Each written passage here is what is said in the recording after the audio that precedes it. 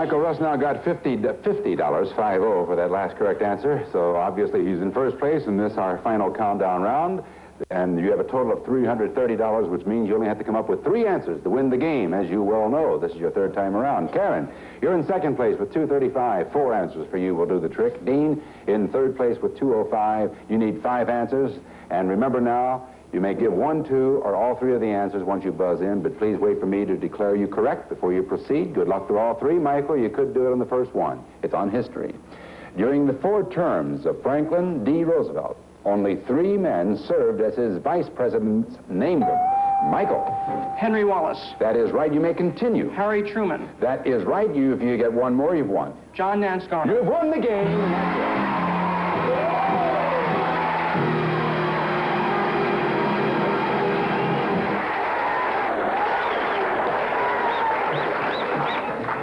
Did you know any of them, Karen?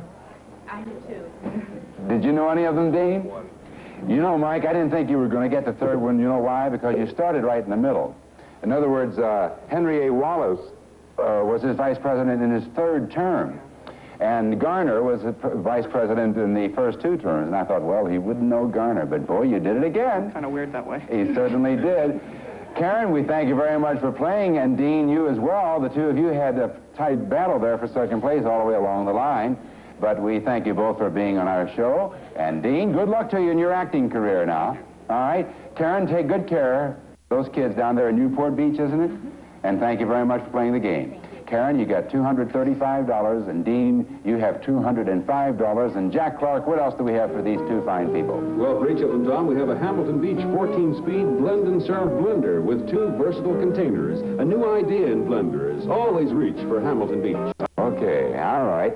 So, Karen, Dean, thank you both. Michael, don't want to bore you, my son, but you've won 3 games. Join me center stage here, if you will, please. This is the young man who's writing a novel about his experiences at, what, Fort Ord, did you say? Yeah, basic training. The most horrible experience man could possibly put on another man. Isn't that amazing? The first man to go through such a thing as that. Isn't I hope it's going to be a humorous type book. I hope so, too. Yeah, all right. Well, comedy aside, we have 5 cars back there. But there needn't be 5. There need only be 3, because this is your 3rd win. We have only 3 cars. First of all, the Grand Prix is not to be chosen from, nor the Le Mans. You will have the Ventura, the Carolina, and the Le Mans. Be thinking of those 3, will you? I sure will. All right, we'll come back and get his decision right after this word. So hurry back.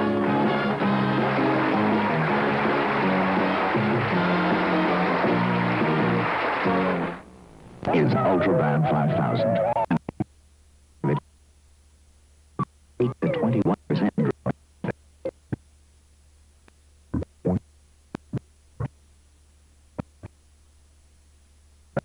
Be it ever so humble, there's no place like Dome. Now, I see some of the people out in the audience can hardly wait for you to go back to find out. Which car was it you said? Oh, all right. Okay. But I just found out something. Before we go back there, this is a very interesting young man. He's currently, well, has been for some time, very interested in politics. Tell us about some of the things you've done. Well, I've been involved in politics since 1960, and after working on Kennedy's campaign in 1960, I was invited to his inauguration. I was 14 at the time. 14 years of age. Yeah. It was kind of fun, and I, since then, have been involved in just about every major political campaign in either New York or Los Angeles. Uh-huh. Are you making a living at writing yet? Or I know you're a writer, but I know it's hard. It's hard to make a living in this business, as you know. So I got back from Washington 6 months ago, and I've been working on the novel and working on some political spots for potential candidates around the nation, and working on a congressional campaign in West L.A. And trying to make some money, and I think things are working out. Oh, that's beautiful. Yeah, well, I'm sure you could use a new car, though. Sure could. Seriously. You only have 3 to choose from, and you've had an awful lot of advice. You've had, some of them said go for the Le Mans, some said the Catalina, some said the Ventura, some said go for the Curtain, whatever that means. But the choice is entirely up to you now, Michael. Which one, oh, incidentally, there's a $1,000 bonus that goes with the car, plus the money that you've won so far. You can use it all, right? Right. All right, then we'll give it to you. If you get the car, which one do you want to try?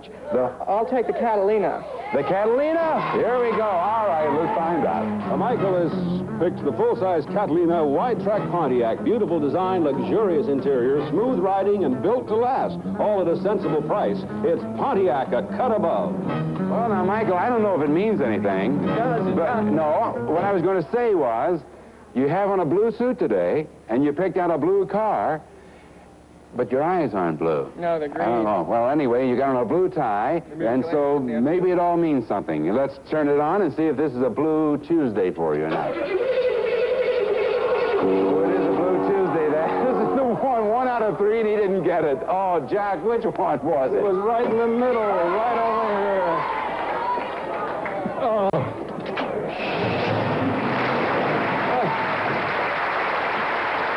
Joe? I was right. The blue suit has something to do with it. It's too much blue. You should have blended in a little orange with it. Be back tomorrow, and if he's successful, he'll have a 1 out of 2 chance to win a car. And is that right, 1 out of 2? I hope so. All right. We'll see you tomorrow on Split Second. Bye-bye. See you then.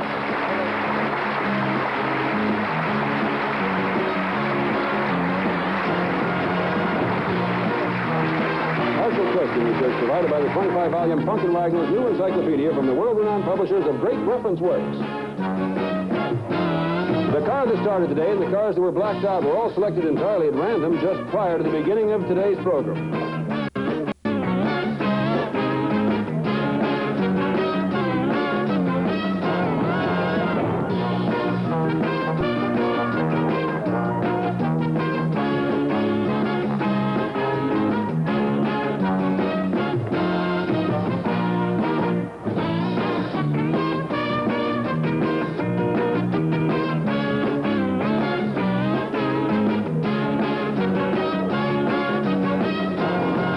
Is a Stephen Haydas Monty Hall production. This is Jack Clark speaking.